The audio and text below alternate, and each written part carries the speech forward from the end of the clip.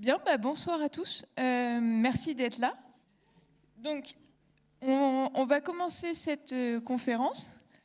Donc, dans le cadre du SIDAction, puisque comme vous le savez, aujourd'hui, c'est le SIDAction, on est le 1er décembre, nous accueillons le docteur Pauline Verlaque, qui travaille à l'Institut Cochin, qui va vous présenter la petite histoire d'une grande épidémie, qu'est l'épidémie de sida causée par le virus du VIH.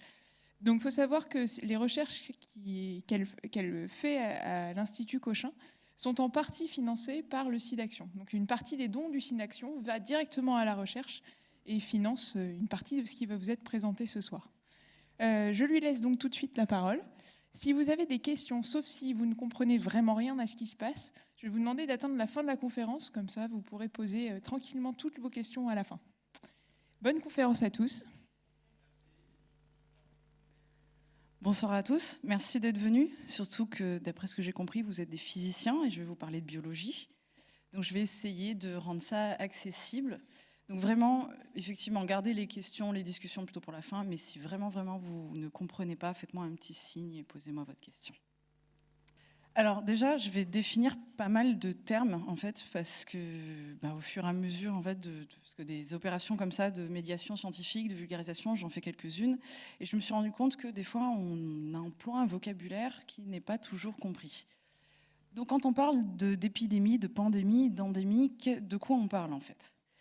Donc la première chose, une endémie en fait, ça va désigner la présence donc d'un pathogène, une bactérie, un virus, un parasite, dans une région déterminée. C'est-à-dire que c'est un parasite, une bactérie qui est là, qui circule dans une population et qui ne sort pas en fait de cette population, donc pour des raisons géographiques, climatiques, etc. Donc par exemple, une épidémie, donc une endémie, actuellement, il y a l'hépatite A en Thaïlande. Si vous allez voyager en Thaïlande, on vous dira de vous faire vacciner contre l'hépatite A. Une épidémie, par contre, ça va être l'augmentation tout d'un coup rapide dans le temps et dans l'espace sur un lieu donné, à un moment donné, d'une pathologie. Donc ça peut être la grippe, par exemple. Donc la grippe saisonnière, elle va en fait voyager de manière épidémique à travers le monde.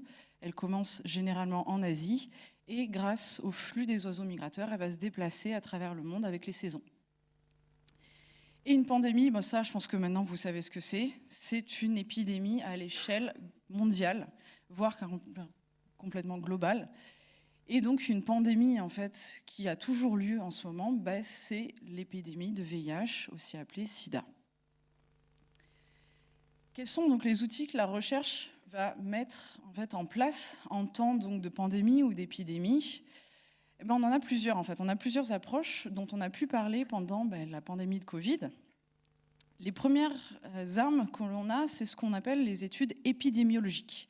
Donc un épidémiologiste va analyser les problèmes de santé, que ce soit aussi bien des maladies infectieuses que de la cancérologie ou du diabète, à l'échelle de la population. C'est-à-dire qu'on va s'intéresser à la dynamique de la maladie, qui est affectée, comment, quelle tranche d'âge, quelle région du globe, quels sont les effets des politiques de santé, par exemple l'effet du port du masque sur l'épidémie de Covid, l'effet de la vaccination de la grippe sur l'incidence de la grippe au cours de l'hiver, par exemple. On a aussi des études cliniques. Celles-là, elles sont plutôt faites à l'hôpital. Donc on va analyser les cas, les patients, quels sont leurs symptômes, quelles sont leurs tranches d'âge, quels sont par exemple les traitements que l'on peut mettre en place. Est-ce que ces traitements fonctionnent à l'échelle de l'individu, à l'échelle de ses symptômes, de son ressenti de la maladie? Donc ça, par exemple, les études cliniques, ça va être les effets des vaccins sur la durée de la maladie, donc du SARS-CoV-2. Est-ce que les gens sont contagieux? Est-ce qu'ils partent en réanimation ou pas, etc. Et enfin, des études plutôt biologiques, ce qu'on appelle aussi la recherche fondamentale. C'est-à-dire qu'on va analyser cette fois-ci ce qui se passe au niveau de la cellule et des molécules, donc d'une pathologie, d'un microbe, une bactérie, etc. Donc moi, je suis plutôt spécialiste de cette dernière partie. En fait, je suis biologiste. Donc je suis spécialiste notamment du VIH à cette échelle-là, mais j'ai aussi quelques connaissances en fait en clinique et en épidémiologique, parce qu'en fait, tous ces axes d'études vont parler les uns avec les autres. C'est-à-dire, les recherches que je vais faire, moi, à mon niveau de la biologie, je vais trouver par exemple le mécanisme d'action d'une molécule qu'un chimiste m'a donnée sur mon virus, et bien derrière, ça pourra donner une étude clinique, on va tester cette molécule chez le patient, etc. Et si cette molécule fonctionne chez les patients, on va ensuite voir ce que ça donne à l'échelle nationale, mondiale, sur la propagation de la maladie. Et vice-versa, et on revient, en fait, si finalement chez le patient ça ne marche pas, ben on revient à l'étude biologique, etc., etc. Donc, quand vous entendez un expert à la télé qui va vous parler de santé, demandez-vous toujours quel est en fait son vrai domaine d'expertise. Est-ce qu'il est plutôt un épidémiologiste, quelqu'un qui va plutôt manier les mathématiques et les statistiques? Est-ce qu'il est plutôt un médecin, un clinicien qui va manipuler en fait, des données de santé? Ou est-ce qu'il est plutôt biologiste, quelqu'un qui a plutôt des connaissances en biologie moléculaire et cellulaire? Maintenant, un peu plus le vif du sujet. Est-ce que vous savez ce qu'est qu'un virus? Ouais, vous avez une vague idée depuis, on en a quand même pas mal parlé. On va quand même le reprendre. Un virus, c'est un agent infectieux. Jusque-là, ça va. Il possède sa propre information génétique. Donc, l'information génétique, en fait, c'est les instructions pour construire un organisme. C'est comme une phrase avec une ponctuation, c'est-à-dire qu'il y a une majuscule pour le début, un point pour la fin, pour dire, eh bien, il va falloir construire ça, ça et ça. Donc nous avons notre information génétique sous forme d'ADN. Les virus, ils ont leur information génétique, des fois sous forme d'ADN comme nous, mais aussi sous forme d'ARN. La particularité d'un virus comparé à nous ou à une bactérie, c'est qu'il n'a pas de métabolisme. Il ne peut pas en fait produire de l'énergie nécessaire à sa multiplication. Donc il va devoir utiliser un hôte pour se propager. Donc il y a deux phases généralement dans la vie d'un virus. Il y a une phase qu'on va appeler extracellulaire, c'est-à-dire en dehors des cellules de l'hôte, où on a une particule virale, ou aussi virion, vous allez m'entendre prononcer ce mot, qui en fait protège l'information génétique. Et enfin, il y a une phase intracellulaire où le virus va se répliquer, c'est-à-dire qu'il va se multiplier, ou alors il va se cacher, c'est ce qu'on appelle aussi la dormance ou la latence. Et un virus, bien sûr, ça va se transmettre plus ou moins facilement d'un hôte à l'autre. Il y a énormément de modes de transmission des virus. La grippe, par exemple, ou le SARS-CoV-2, c'est par voie respiratoire. Le VIH, c'est par voie sanguine ou sexuelle. Au niveau de l'échelle, donc vous êtes des physiciens, vous connaissez bien l'atome, la molécule. Moi, je connais plutôt la cellule qui compose des tissus, par exemple les muscles de votre corps, qui composent vos organes, tout un système et un organisme. Un virus, ça se situe un petit peu entre la molécule et la cellule parce que c'est un assemblage de molécules, de lipides et de protéines, mais ce n'est pas une cellule parce que ça n'a justement pas son métabolisme. Même si des gens prononcent des fois le mot de cellule virale, mais moi personnellement je trouve que c'est un petit peu un contresens. Pour vous donner aussi une idée de taille, parce que j'aime bien replacer les choses dans le contexte d'échelle, on va mesurer un peu, ça ce que vous voyez là, c'est un cheveu humain. Donc on en a à peu près tous. Ils font entre 50 et 180 micromètres, ça va, vous êtes physicien, vous connaissez ce genre d'échelle. Un virus, pour vous donner une idée, c'est plus petit que ça qui est un grain de sel, c'est même encore plus petit que vos cellules sanguines, les globules rouges, c'est par là. Tout ça, là, ce sont des virus, donc ils font des tailles assez variées. Donc c'est vraiment à l'échelle de la centaine de nanomètres. Le virus du VIH, généralement, fait 150 nanomètres. Donc autant vous dire qu'à étudier, c'est pas facile. Alors, comment le corps va se défendre contre un virus? Je vais faire quelques petits rappels d'immuno, parce qu'apparemment, l'immunologie, vous n'avez pas eu ça depuis quelque temps. Vous avez dans votre corps des cellules spécialisées dans la défense immunitaire, donc il y en a plusieurs types. La première ligne de défense, c'est ce qu'on appelait les cellules présentatrices ou cellules présentatrices d'antigènes, qui ont pour mission en fait de patrouiller votre corps et de goûter ce qui se passe dans le corps. Donc elles vont manger de temps en temps ce qui se passe à l'extérieur, dans votre sang, dans vos poumons, etc. Et si jamais un virus passe par là, il va être mangé par cette cellule qui va le digérer et va en fait le réduire donc au niveau de la taille de toutes petites molécules qu'on appelle les antigènes. Et si cet antigène n'est pas dans votre répertoire connu du corps, cette cellule présentatrice va le montrer à un lymphocyte T. Elle va établir un contact avec un lymphocyte et en gros, elle va lui dire « attention, il se passe quelque chose. Cet antigène, donc, c'est vraiment un signal d'alarme. Si le lymphocyte T confirme qu'effectivement c'est un signal d'alarme, cette protéine ne devrait pas être là à ce moment-là, il va déclencher l'alarme et donc activer le reste des cellules immunitaires. Donc certaines cellules, donc on appelle, on n'a pas de nom en français, des natural killers, tueurs naturels.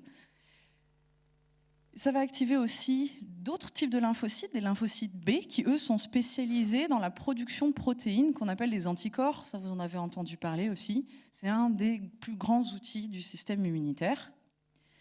Et on va aussi créer des lymphocytes B mémoire qui vont se dire moi je sais ce qui s'est passé à cet instant-là, donc je vais garder en mémoire cet événement. Et tout ça, ça va permettre d'éliminer la menace. Les natural killers, ils vont aller directement reconnaître les cellules infectées et provoquer leur mort. Comme ça, on élimine la cellule et l'infection. Les anticorps produits par les lymphocytes B, ils vont pouvoir s'attaquer aux cellules infectées, mais aussi directement au virus. Et en fait, ils agissent comme des signaux pour dire aux natural killers « Attention, tout ça, il faut aller le tuer ». Et vos lymphocytes B mémoire, eux, ils vont se multiplier, puis rentrer en dormance et attendre la prochaine infection, au cas où ce pathogène passerait à nouveau par là. Et pourquoi ça ne fonctionne plus ?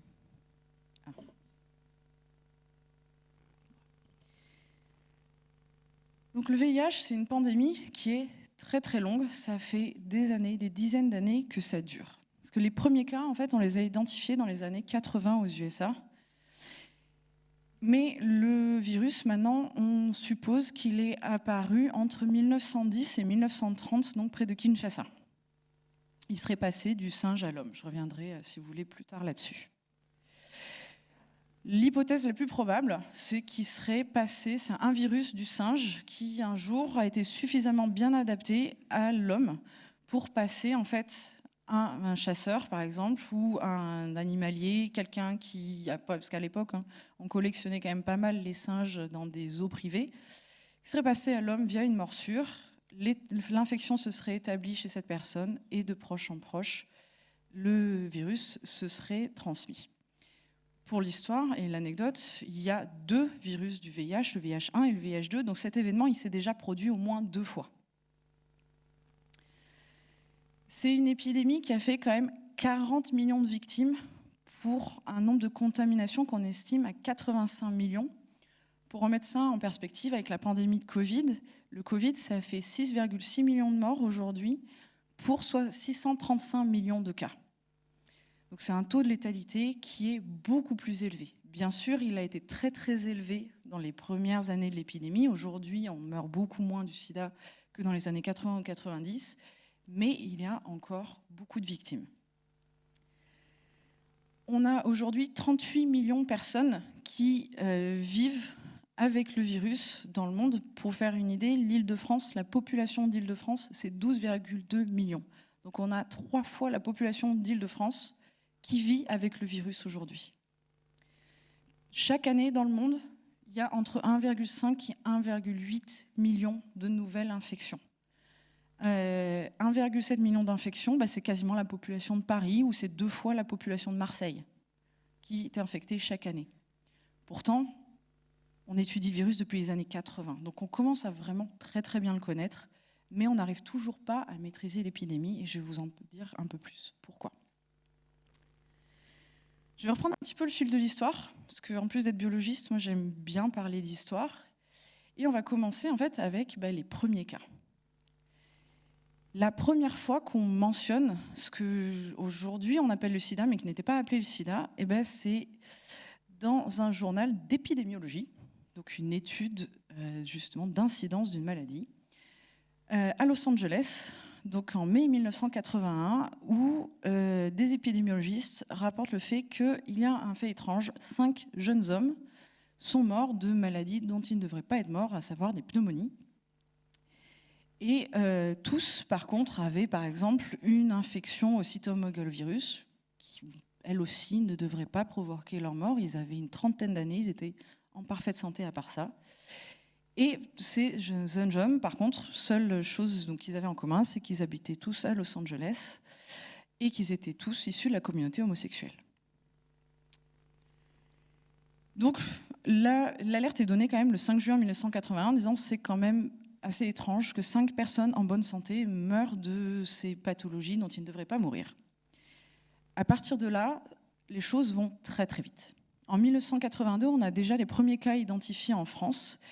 Et déjà, on se rend compte que le profil des malades s'est beaucoup diversifié. C'est-à-dire qu'entre mai 1981 et janvier 1982, ce n'est pas seulement des hommes homosexuels qui sont contaminés, ce sont des femmes hétérosexuelles, ce sont des enfants, ce sont des hémophiles. Tous ont la même caractéristique. Ils sont tous en fait, atteints de maladies dont ils ne devraient pas en fait, souffrir. Ils sont donc tous immunodéprimés. On ne sait toujours pas ce qui se passe. On appelle ça le syndrome de l'immunodéficience acquise ou le sida, et on suppose quand même que c'est une origine infectieuse parce qu'il n'y a pas d'autres points communs entre ces personnes, puisque déjà en fait en janvier 1982, il y a des cas à Los Angeles, à San Francisco, mais aussi à New York, et ce sont des gens qui ne sont pas entrés en contact. Pareil avec la France. Donc la seule explication, ce n'est pas de la pollution, ce n'est pas un produit cancérigène auquel ils auraient été exposés, c'est une maladie infectieuse qui est en train de se transmettre à travers les États-Unis, puis le monde. L'épidémie, en fait, flambe très très vite. Donc en 1980, on a quelques cas confinés à 3 villes américaines. En 1982, on a déjà des cas partout dans le monde, officiellement quelques centaines de nouveaux cas. Aujourd'hui, on sait qu'on est plus proche d'au moins 65 000 cas déclarés, voire plusieurs centaines de milliers. Les moyens de transmission sont encore très très mal connus en 1982, et c'est là que les choses dérapent fortement. C'est-à-dire que comme les moyens de transmission sont mal connus, que les gens sont malades, sont atteints de plusieurs pathologies et qu'ils sont issus d'une communauté fortement stigmatisée, eh bien tous les malades vont être eux aussi fortement stigmatisés. Et notamment, il y a un gros problème d'information. C'est-à-dire que des informations fausses sont reliées dans les médias, c'est la panique, et des gens qui ne sont pas des experts vont prendre la parole et vont relier des discours en fait haineux. Je vais vous passer du coup une petite archive vidéo juste pour vous illustrer ça, parce que je pense que votre génération, vous n'avez pas idée de ce qui a pu être dit à l'époque. Et voici ce qui est dit donc en 1982 aux USA. Par exemple, cette émission de télévision à Dallas, au Texas, où un prêtre, dans sa chronique journalière, a publiquement mis en garde toute la population, et de cette façon. C'est un fléau, une maladie qui affecte la communauté homosexuelle et elle contamine maintenant la communauté hétérosexuelle, les enfants et les bébés. Autre exemple, ce commentaire d'un autre pasteur au cours d'une émission de radio très populaire est toujours sur le même sujet. Beaucoup d'homosexuels sont dans la restauration. Qu'est-ce qui nous prouve qu'en touchant la nourriture, ils ne transmettent pas la maladie à leurs clients? Ou encore ce commentaire d'un médecin. Si on est contre les porteurs d'une maladie, il faut les isoler, que ce soit des vaches, des singes ou des homosexuels. Ouais. Voilà ce qui a été dit à la télé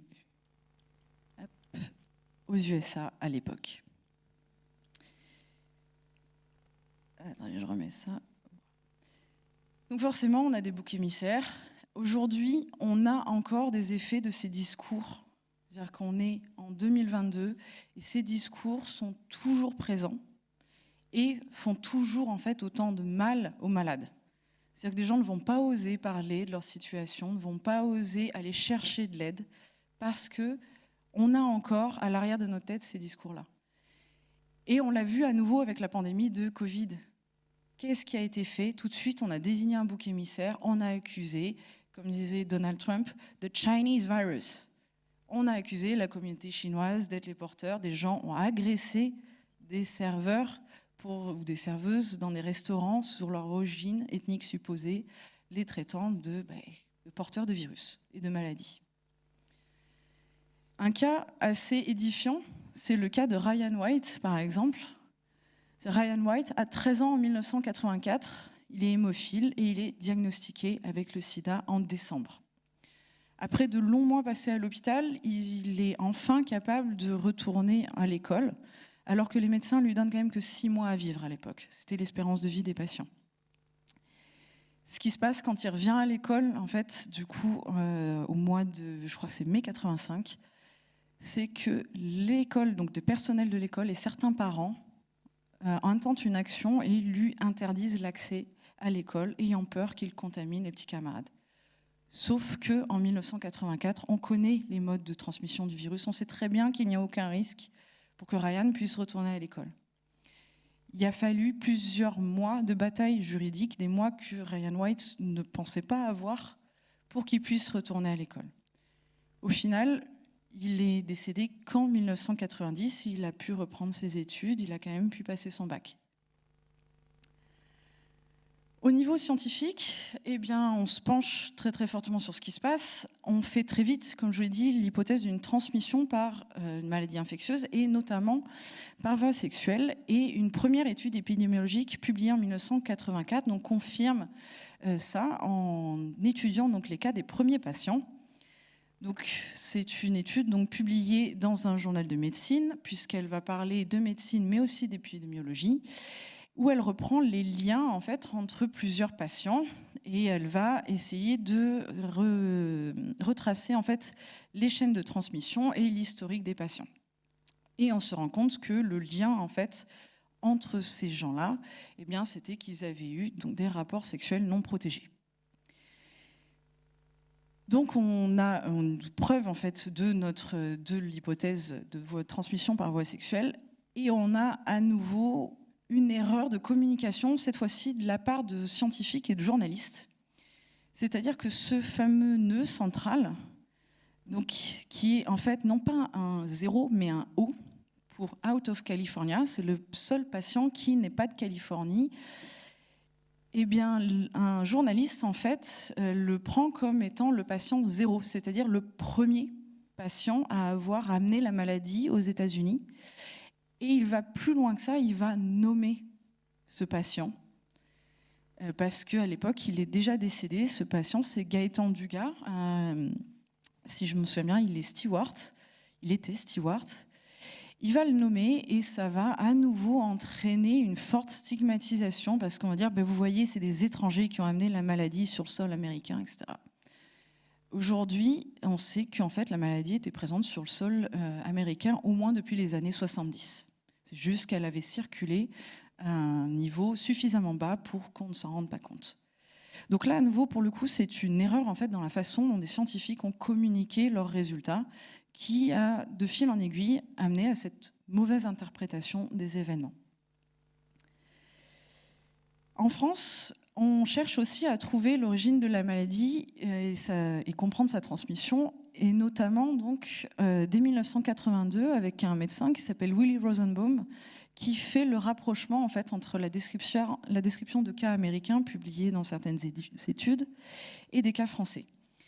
Et il va très très vite, au cours d'une conférence à Pasteur, discuter avec ses collègues, notamment Françoise Barré-Sinoussi, Jean-Claude Sherman et le professeur Luc Montagnier, qui vont décider de s'attaquer aux recherches, se dire nous sommes des spécialistes des virus, on va étudier le problème. Et pendant très très longtemps, cette équipe et la France, on a été des pionniers en fait dans les découvertes sur le VIH. Et ça a valu notamment à Françoise Barré-Sinoussi et Luc Montagnier la plus grande distinction donc, scientifique, à savoir le prix Nobel. Et cette équipe va enchaîner en fait, les découvertes, donc notamment en 1983, c'est eux qui vont identifier le virus responsable. C'est-à-dire qu'ils vont se rendre compte que ce n'est pas un virus connu comme une hépatite, comme certains avaient pu le supposer, qui avait muté, mais c'était un nouveau type de virus qu'ils ont nommé donc, au début le LAV, et qui sera nommé plus tard le VIH. Très très vite, ils vont aussi se rendre compte que ce sont les lymphocytes T dits CD4, donc des agents du système immunitaire, qui sont en fait la cible privilégiée du virus et qui vont mourir, et ce qui explique l'immunosuppression. Et dans la foulée, les modes de transmission en fait, du virus seront connus, communiqués au grand public. Ce que vous voyez ici, c'est une image de microscopie donc, dite électronique, c'est-à-dire que l'échantillon est bombardé d'électrons pour donc, mettre en évidence les lipides et les protéines qui vont apparaître en noir. Et ce que vous voyez ici, c'est le virus qui est en train de sortir d'une cellule infectée, d'un lymphocyte CD4 infecté. Et ça, c'est issu de la publication donc, de 1983 de Françoise Barré-Sinoussi. Et à nouveau, à l'Institut Pasteur, cette fois-ci une autre équipe avec qui ils collaborent, vont réussir à mettre au point en 1985 le premier test de dépistage qui va permettre de vraiment confirmer aux malades qui sont atteints du VIH. Parce que jusqu'ici, tous les patients identifiés entre 1983 et 1985, c'est sur la base de leurs symptômes cliniques et non pas sur un test sérologique. Et enfin, fin 1985, le génome du virus est connu. Alors à l'époque, c'est extrêmement rapide, c'est-à-dire qu'il a fallu quand même, entre 1980, attendre 4 ans avant d'avoir le génome du virus qui est connu. Pour le Covid, on a mis à peine quelques mois maintenant. Donc aujourd'hui, on est capable de répondre beaucoup plus vite à ce type d'épidémie. Alors les modes de transmission du virus, je voulais rappeler quand même, petit point santé. C'est du coup des rapports sexuels non protégés, un contact avec du sang contaminé par exemple, mais aussi une transmission de la mère à l'enfant, et par contre pas du tout par la baignade, des étreintes, la salive, etc. Je vais rentrer maintenant un petit peu plus dans la biologie. Alors, le déroulement de la maladie. Ça, c'est un graphe que vous avez déjà dû voir, je pense, dans vos bouquins peut-être de lycée. Ici, ce que vous avez en bleu, c'est le nombre de lymphocytes T au cours du temps chez un patient. Et en rouge, c'est le nombre, par contre, de copies du génome par millilitre de plasma. Et ce que vous voyez, c'est qu'au moment de l'infection, il y a une première phase où le nombre de lymphocytes T est très haut et le nombre de virus dans le sang, lui, est plutôt bas. Il va y avoir quand même un pic où ces deux courbes vont s'inverser. C'est ce qu'on appelle donc, la phase aiguë de l'infection et la séroconversion. C'est-à-dire que là, ici, le virus va se disséminer dans le corps et on va avoir chez le patient un espèce de syndrome grippal. Je veux dire, une fièvre, des courbatures, peut-être quelques nausées et vomissements. Et puis, il va y avoir une phase d'incubation assez longue, en mois ou en année, où finalement le taux de virus va redescendre dans le sang, le taux de lymphocytes T va rester stable, puis va commencer lentement, mais sûrement, à descendre. Cette incubation, donc, elle se fait sans aucun symptôme. Si la personne ne se fait pas dépister, elle ne saura pas qu'elle est porteuse du virus. Et au moment où ces deux courbes s'inversent, c'est-à-dire où le taux de lymphocytes T descend généralement sous 200 ici, le virus, lui, va repartir de plus belle. Et comme les défenses immunitaires sont complètement appauvries, eh bien, on va avoir l'apparition de maladies un peu opportunistes jusqu'à ce qu'une de ces maladies finisse par tuer le patient. Donc ce n'est pas le virus du sida, le VIH en lui-même qui tue le patient, c'est les maladies qui se développent à la faveur de cette infection-là. Ce qu'on appelle les maladies opportunistes. Comment ça se passe concrètement ? Ce que vous avez ici, c'est le VIH. Vous avez ici ces protéines de structure qui lui permettent de protéger ces deux petits brins que vous voyez là, qui est son génome, qui est composé d'ARN. Ceci, c'est une cellule. Imaginons un lymphocyte T CD4. Donc ça, c'est l'intérieur de la cellule. Vous avez le noyau qui contient l'information génétique de la cellule, le cytosol dans lequel se passent plein d'événements sur lesquels je vais passer. Et ici, par exemple, c'est l'extérieur de la cellule, c'est le sang. Le virus, il va utiliser un récepteur, une molécule exprimée à la surface de ces lymphocytes, donc on appelle le CD4. Il va s'y attacher. Il va aussi s'attacher à ce qu'on appelle un corécepteur. Et il va pouvoir fusionner, sa membrane avec celle de la cellule et injecter son matériel génétique dans la cellule. Alors ce matériel génétique, c'est de l'ARN. Cet ARN viral, s'il reste là tout seul, ne peut rien faire. Ce que fait le VIH, c'est transformer son ARN en ADN, donc très similaire au nôtre, grâce à une enzyme qu'on appelle la transcriptase inverse. Et une fois que cet ADN viral a été synthétisé, il va rentrer dans le noyau de la cellule, et là, il va faire le truc le plus vicieux, on peut dire, qui puisse arriver, c'est-à-dire qu'il va s'intégrer dans notre génome. C'est-à-dire que le VIH, c'est le parasite par excellence. Il va squatter littéralement votre information génétique.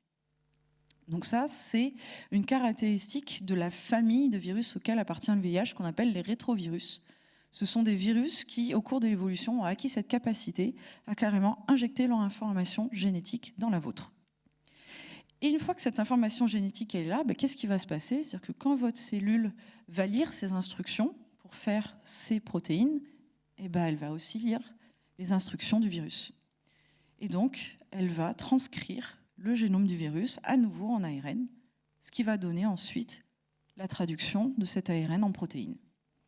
Et ces protéines du virus, elles vont s'assembler pour former à nouveau un nouveau virus qui va ensuite bourgeonner, littéralement il va sortir de la cellule infectée et grâce à une de ces protéines, il va pouvoir se détacher et aller passer dans la circulation sanguine où il va infecter une cellule voisine. Au niveau des découvertes, comment on sait tout ça? Il y a quelques dates clés. En 1984, je l'ai dit déjà, on identifie le CD4 comme étant le récepteur du virus.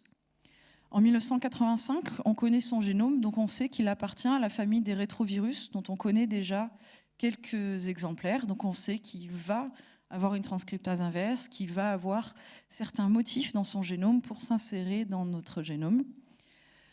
En 1987, vu qu'on a déjà des librairies de molécules adaptées à certains rétrovirus chez les animaux, on en trouve une molécule qui va pouvoir inhiber la transcriptase inverse du VIH, donc assez vite. En 1995, on arrive à inhiber la protéase qui permet au virus de sortir. En 1996, on se rend compte qu'en fait, on avait raté une étape qui avait besoin non pas d'un seul récepteur, mais aussi d'un corécepteur. Et enfin, en 1997, on se rend compte que ce virus, il est capable d'entrer en dormance ou en latence, ce qui va poser des problèmes dans les traitements. Et je vais revenir là-dessus plus tard. Au niveau de la structure, je pense que je vais passer, parce que vous êtes physicien, ça va peut-être vous ennuyer un petit peu. Mais juste pour venir là-dessus assez rapidement, donc voici les instructions, le génome du VIH. C'est un génome en fait qui est très très efficace comparé au nôtre, c'est-à-dire qu'il y a très peu de places qui ne sont que des points de ponctuation. Tout ça, ce sont des instructions pour donner des protéines. Alors chez nous, on a finalement très très peu dans toutes nos millions de bases en fait d'ADN, on a très très peu de choses qui codent pour des protéines. On a surtout des choses qui codent pour des instructions, dire attention, ça doit être pas exprimé, ça doit être exprimé, etc. Donc ce qu'on appelle les séquences régulatrices. Le VIH, lui, comme séquence régulatrice, il n'a que ces deux petits bouts ici. Et tout le reste, c'est des instructions pour faire les protéines qui composent la particule virale. Donc la particule virale, comme je l'ai dit, il y a le génome, ici. Vous avez toutes les protéines ici, cette fameuse enzyme, la transcriptase inverse, qui est déjà accrochée au génome, qui est prête à être injectée avec le génome dans la cellule. Tout ça est protégé par une capside des agressions extérieures, puis par une autre enveloppe qu'on appelle la matrice, puis par une couche de lipides qui est dérivée de vos cellules, des cellules que le virus aura infectées. Et à travers cette couche de lipides, il y a cette protéine d'enveloppe qui va lui permettre de reconnaître ces cellules cibles. Aujourd'hui, comme on connaît très très bien le cycle du virus, on a une grande quantité d'inhibiteurs, une grande quantité de molécules chimiques qui vont nous permettre d'inhiber quasiment chacune des étapes de réplication du virus.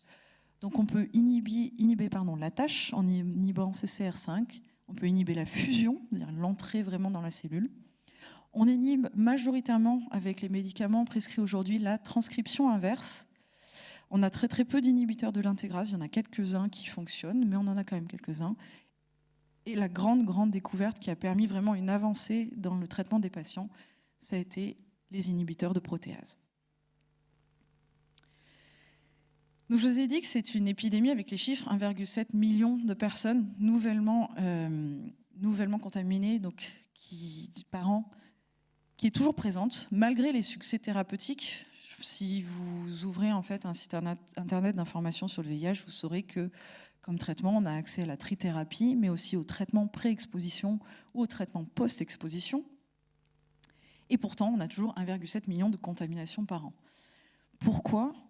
Eh bien parce que 85% des personnes contaminées ne connaissent pas du tout leur statut. Elles ne savent pas qu'elles sont malades.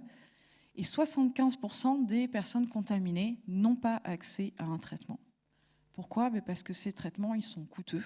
Et que pour avoir accès à un traitement, il faut aussi connaître son statut sérologique à la base. Ça veut dire qu'en 2020, sur les environ 38 millions de personnes qui vivaient avec le VIH, on en a 25,5 millions qui sont sous trithérapie, mais on en a encore 12,5 millions qui n'ont pas accès à un médicament.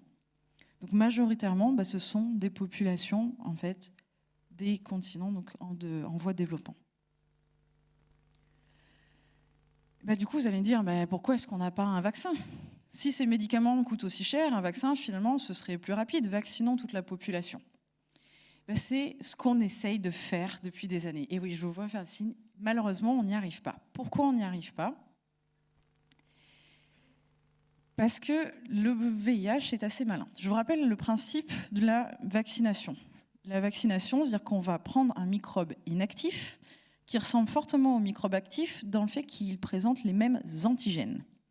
On l'injecte dans le corps et du coup, nos défenses immunitaires, nos petits lymphocytes, en gros, ils vont s'entraîner. Ils vont s'entraîner, ils vont éliminer le microbe inactif, ils vont avoir une mémoire de cet antigène et une fois qu'ils vont rencontrer le vrai microbe, on a une réponse immunitaire beaucoup plus rapide.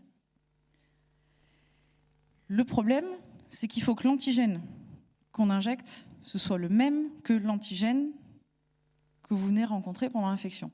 Et c'est là que le bas blesse avec le VIH. Pourquoi ? Parce que le VIH, c'est un virus à ARN.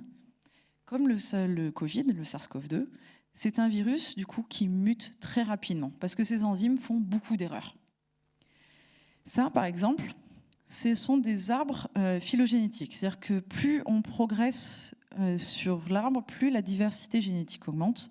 Donc, par exemple, ces deux virus-là sont très proches, et ce virus-là, il est très éloigné génétiquement de celui-ci. Ça, c'est la diversité génétique chez un patient. C'est-à-dire que chez un patient, déjà, on a ce qu'on appelle des quasi-espèces qui vont se développer. Et ce qui est assez intéressant, c'est que le virus que l'on retrouve dans le sang n'est pas exactement le même, ils sont groupés ici, que le virus que l'on va retrouver, par exemple, dans le sperme de ce patient-là. Donc on a une évolution très rapide à l'échelle même du patient. Et ici, avec ce deuxième patient-là. Et ça, c'est un arbre phylogénétique dans le monde. Voici la diversité génétique du VIH dans le monde. Alors, le virus d'origine, il est là. Et voici tous les grands sous-types de virus qui circulent actuellement dans le monde. Ça fait beaucoup. Et donc, vous imaginez bien que s'ils ont une grande diversité génétique, c'est-à-dire que les protéines qu'ils vont coder ne sont pas exactement les mêmes. C'est ce qu'on a vu avec les vaccins, par exemple, contre le SARS-CoV-2. À chaque fois qu'un nouveau variant est apparu, le vaccin qu'on avait développé contre le premier virus-là a perdu en efficacité. Le problème est déjà le même aujourd'hui avec le VIH, c'est qu'on a une variabilité génétique énorme. Donc il faudrait presque un vaccin par groupe. Le problème aussi, c'est qu'il faut que l'antigène il soit accessible. Il faut que le virus il soit détectable, il soit dans le sang. Or, le VIH, il se transmet en fait majoritairement de contact de cellule à cellule. Finalement, un virus qui circule dans le sang est moins infectieux qu'un virus qui est juste en train de bourgeonner à la surface d'une cellule. Qu'est-ce que ça donne si on regarde en microscopie ? Ici, ce que vous avez, c'est une cellule infectée. Ce que vous avez en bleu, c'est son information génétique, et en vert, c'est son cytosol. Et ici, en rouge, c'est le virus. Là, le virus, il est caché à l'intérieur. Et lorsqu'une autre cellule va passer, en fait, cette cellule-là, en rentrant en contact, elle va transmettre le virus à la cellule qui était jusqu'ici saine. Et c'est majoritairement comme ça que le virus va circuler, en fait, dans votre corps. Un autre problème, là je vais essayer de vous laisser le trouver. Voici la structure du VIH. Ça, c'est son enveloppe. Ça, c'est son enveloppe lipidique. Ça, c'est les protéines de surface. Ça, c'est la grippe. Ici, c'est les petites protéines de surface. Je vous les fais tourner, vous voyez bien. Et ça, c'est le SARS-CoV-2, ces petites protéines de surface. Les protéines de surface, c'est ce qu'on essaie généralement de viser avec nos anticorps. Vous voyez le petit problème?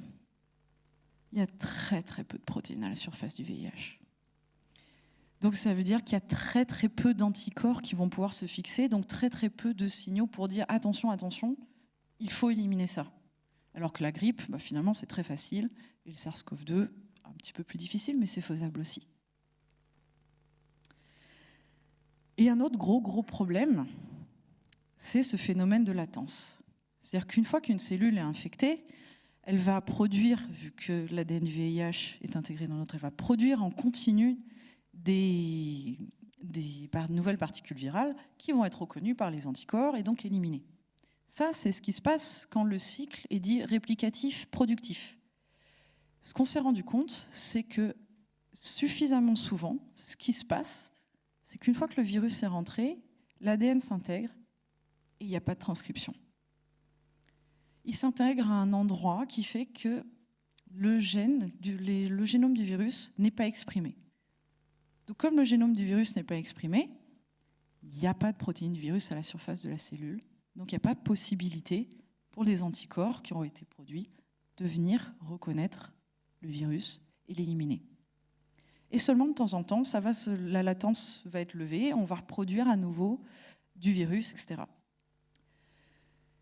Donc, comment on s'est rendu compte de ça? On s'est rendu compte de ça grâce à la trithérapie. C'est-à-dire que tout d'un coup, les patients qui prenaient donc des médicaments, on s'est dit c'est très bien, vous n'avez plus du tout de virus dans le sang, vous pouvez arrêter vos médicaments, et quelques mois plus tard, on retrouvait à nouveau du virus dans le sang.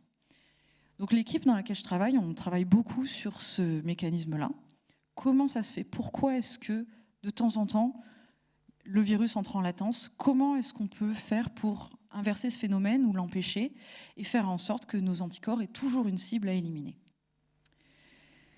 Donc, jusqu'ici, on n'a pas réussi à avoir de vaccin, mais on explore quand même encore beaucoup de pistes et on a quand même espoir d'arriver à quelque chose. Notamment parce qu'on a découvert chez des patients contrôleurs une nouvelle classe d'anticorps qu'on appelle neutralisant à large spectre. C'est-à-dire que c'est une classe d'anticorps qui est capable de reconnaître à peu près tous les sérotypes, donc tous les virus du VIH qui circulent à ce jour. Un autre succès, on le doit heureusement ou malheureusement à la pandémie de SARS-CoV-2, c'est-à-dire que ça nous a permis de tester en vrai les vaccins à ARN, et on s'est rendu compte que ces vaccins à ARN, ils ont en fait l'avantage de stimuler donc la réponse des anticorps, mais aussi la réponse des cellules, de ces fameuses cellules natural killers dont je vous ai parlé précédemment.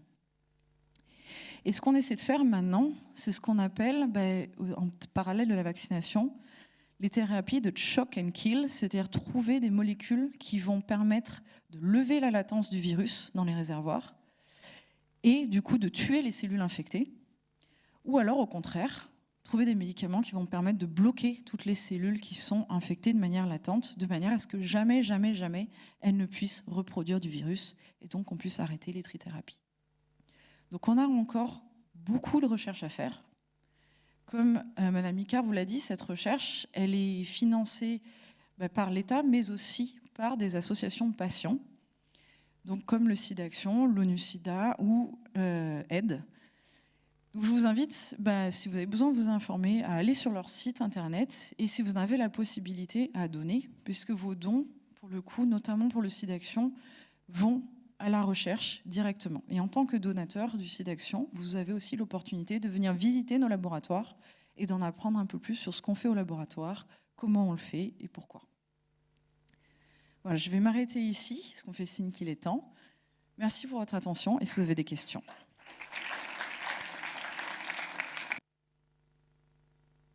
Alors, sans l'aide de thérapie, non.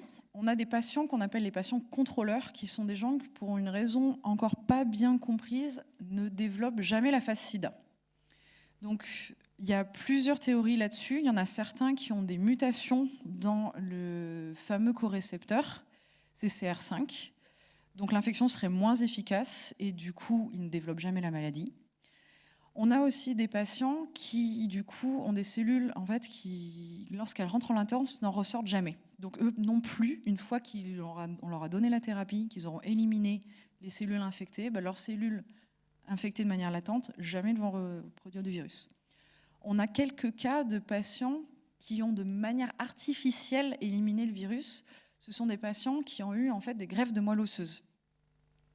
Donc ça, vous en avez peut-être entendu parler. Il y a notamment le patient de Londres. Donc, ce sont des gens qui étaient séropositifs, mais qui ont développé en fait, des cancers qui ont nécessité une irradiation et une greffe de moelle osseuse. Et une greffe de moelle osseuse avec des cellules saines, non infectées par le VIH. Et du coup, eux, à ce jour, il y en a, je crois, trois qui sont en rémission de leur cancer et en rémission du sida. Mais vous imaginez bien qu'aller faire subir ça à tous les patients atteints de VIH, c'est excessivement lourd. Alors les gens qui sont sous traitement, pour le coup, là, en ce moment, donc, parmi les gens qui ont leur traitement, il y en a 90% qui ont une charge virale indétectable. Donc, ils n'atteindront jamais la phase sida. Les 10% restants, soit ils ont une souche virale très particulière contre laquelle les traitements ne marchent pas, soit ils sont encore en recherche thérapeutique. C'est-à-dire qu'aujourd'hui, on a 26 médicaments différents approuvés pour le VIH. Et en fait, on fait un peu du traitement à la carte. Malheureusement, non. Ça a été, en fait, c'est un débat dans la communauté scientifique qui a toujours lieu, qu'il faut qu'on fasse en fait, très attention à la façon dont on présente nos données. Et cette erreur, en fait, c'est vraiment une erreur de typographie toute bête, un O qui devient un 0 dans l'article du journaliste et qui ensuite est passé comme ça et recopié comme ça. De manière plus générale, on a quand même maintenant des consignes sur comment parler des choses, comment expliquer certains concepts, aussi bien éthiques que biologiques par exemple. Mais c'est encore en fait un travail qui est en cours. On s'est rendu compte là avec la pandémie de SARS-CoV-2 qu'il y avait encore beaucoup de choses qu'on ne présente pas de la bonne façon, soyons honnêtes. De manière générale, si vous avez un doute, il faut aller se faire dépister. Après, ça ne sert à rien d'aller vous faire dépister toutes les semaines, notamment parce que je vous ai montré, le temps d'incubation, en fait, il est assez long. Généralement, on recommande, si mes souvenirs sont bons, vous pouvez demander à votre infirmière, elle aura peut-être des consignes plus précises, c'est tous les 3 mois. C'est ça, hein, c'est tous les 3 mois un dépistage. Ma journée type, alors moi je suis du coup chercheuse fondamentale. Au laboratoire, ça veut dire que par exemple, je vais aller récupérer un échantillon de sang, lorsque vous allez faire un don du sang par exemple. Si vous faites votre premier don, généralement votre sang il ne part pas tout de suite au patient, il va partir chez moi en recherche. Parce que comme on n'est pas encore sûr de votre statut sérologique, etc., on ne le donne pas aux patients. On le donne à la recherche, et moi, à partir du sang, je vais isoler des cellules immunitaires, les fameuses cellules présentatrices d'antigènes ou les lymphocytes. Je vais aller les modifier. Donc, j'ai des outils pour modifier l'expression de leur génome, enlever certaines protéines, en mettre d'autres. Et ensuite, je vais les infecter. Et je regarde ce qui se passe 2-3 jours plus tard. Est-ce que l'infection s'est bien passée, moins bien passée, etc. Après, au niveau de mon parcours, j'ai fait une licence, master et une thèse, donc tout ça à Lyon. Et ensuite, je suis partie dans ce qu'on appelle les stages postdoctoraux. C'est-à-dire que j'ai fait un CDD aux Pays-Bas, où j'ai travaillé sur la grippe, et je suis revenue ici travailler sur le VIH. Alors, il y a plusieurs raisons. Donc, c'est que les rétrovirus, comme ils s'intègrent dans le génome de leurs cellules hôtes, ils ont des populations qui vont infecter qui sont très restreintes. C'est-à-dire qu'il faut qu'ils mimiquent très très bien en fait, l'information génétique de leur hôte. Donc ça, c'est la première raison. Donc on sait que forcément, ça va être une espèce proche de la nôtre. Et ensuite, en fait, ce qu'on a fait, c'est qu'on a collecté des échantillons chez plein d'animaux et on s'est rendu compte qu'il y avait un virus qui s'appelle le SIV, le Simian Immunodeficiency Virus, qui circule donc dans certaines populations de singes. Et génétiquement, c'est lui qui était le plus proche. Lorsqu'on fait ces arbres phylogénétiques, je vous ai montré, on a fait des calculs pour voir quel était le virus le plus proche. C'est exactement le même travail qui est en train d'être fait avec le SARS-CoV-2, où on est en train de prélever en fait, des échantillons chez plein d'animaux différents, des chauves-souris, pangolins, etc., pour essayer de retrouver un virus qui circule chez ces animaux, qui est suffisamment proche pour avoir franchi la barrière de l'animal à l'homme? C'est une excellente question. Ces rétrovirus, donc la famille des rétrovirus, ce sont des virus qui en fait nous infectent depuis des millions, des milliards d'années. En fait, ce sont des virus qui sont très très anciens. Et si en fait on regarde dans notre génome, on a ces fameuses séquences que je vous ai montrées ici. Attendez, je reviens. Ici. Ces petits bouts de séquences-là, c'est vraiment typique, ces instructions-là, c'est typique en fait des rétrovirus. Et si on regarde dans notre génome, en fait, on a plein de traces de ces séquences-là. Et ce qu'il y a entre ces deux bandes de séquences, en fait, ce sont des rétrovirus fossiles. Ce sont des rétrovirus qui, à un moment, nous ont infectés et qui, aujourd'hui, sont complètement en latence, que l'on porte chez nous, qui ne produisent plus de virus et qui, du coup, sont avec nous, font partie intégrante de nous. Et aujourd'hui, on s'est rendu compte que, notamment, l'apparition du placenta, c'est quelque chose que l'on doit à une infection par un rétrovirus. C'est grâce à une protéine qui, en fait, est dérivée d'une protéine d'un rétrovirus. Donc un rétrovirus, oui, ça peut provoquer la maladie, mais ça peut aussi, en fait, être un moteur dans l'évolution d'une espèce. Alors, des côtés positifs au VIH, il n'y en a pas beaucoup, malheureusement. S'il y en avait eu, on aurait pu croire, parce que cette protéine ici, là, qui s'appelle TAT, c'est un activateur de certains gènes. Malheureusement, c'est un petit peu trop activé tout et n'importe quoi, donc ça provoque notamment des problèmes cardiaques chez les gens qui sont infectés par le virus. Mais oui, effectivement, on pourrait imaginer un jour contrôler en fait la prochaine infection avec un rétrovirus si on arrivait à vraiment arrêter tout avant que ça dégénère. Alors, on fait l'hypothèse que ces gens, du coup, ne sont pas sous traitement, qui sont contagieux. Bonne question. Là, on va faire un petit exercice de pensée. J'aurais tendance à dire que si vous allez avoir des rapports avec plusieurs personnes, c'est-à-dire que les quasi-espèces, donc la diversité génétique des virus que vous allez rencontrer va être plus grande. Donc la probabilité que vous ayez un virus qui vous infecte de manière vraiment efficace sera plus grande. Après, je ne vous conseille pas de faire l'expérience. Ce qu'on essaie de faire maintenant, c'est de mettre au point des vaccins qui vont en fait mimer ce qui se passe chez les patients contrôleurs. C'est-à-dire qu'on essaie de faire des vaccins qui vont faire des anticorps à large spectre. On essaie aussi de les combiner en fait avec des molécules développées récemment pour éliminer les réservoirs. Donc on a beaucoup d'essais cliniques en ce moment avec en fait de nouveaux vecteurs de vaccins. Et il y a des essais cliniques avec des vaccins ARN qui vont être lancés.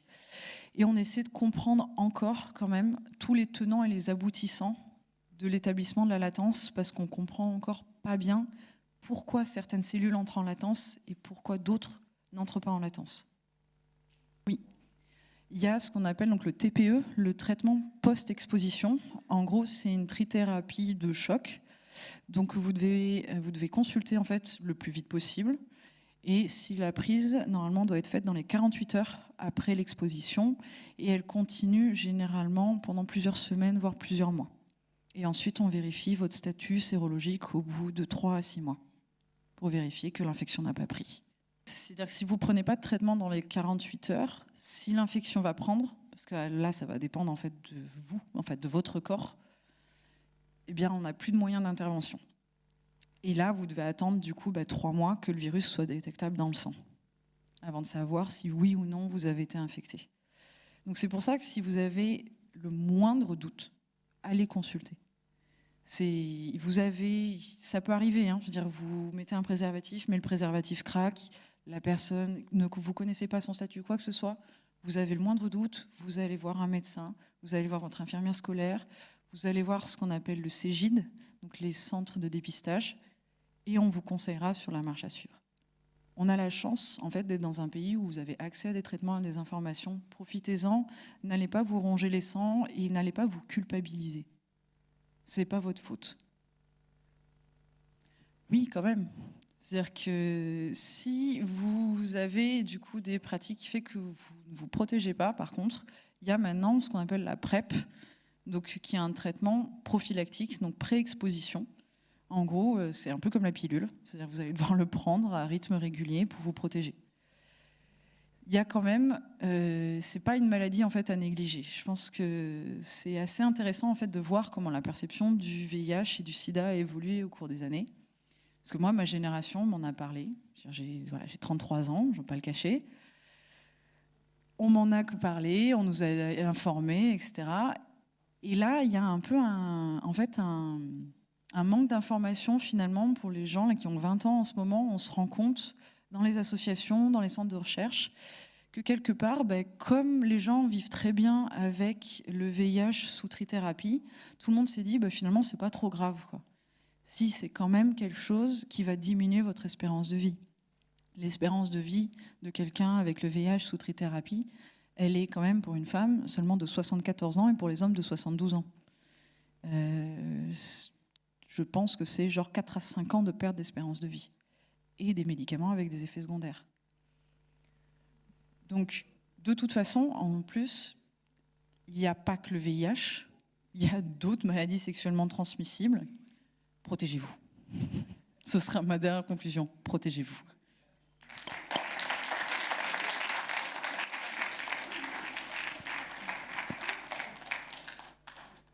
Merci à tous d'être venus.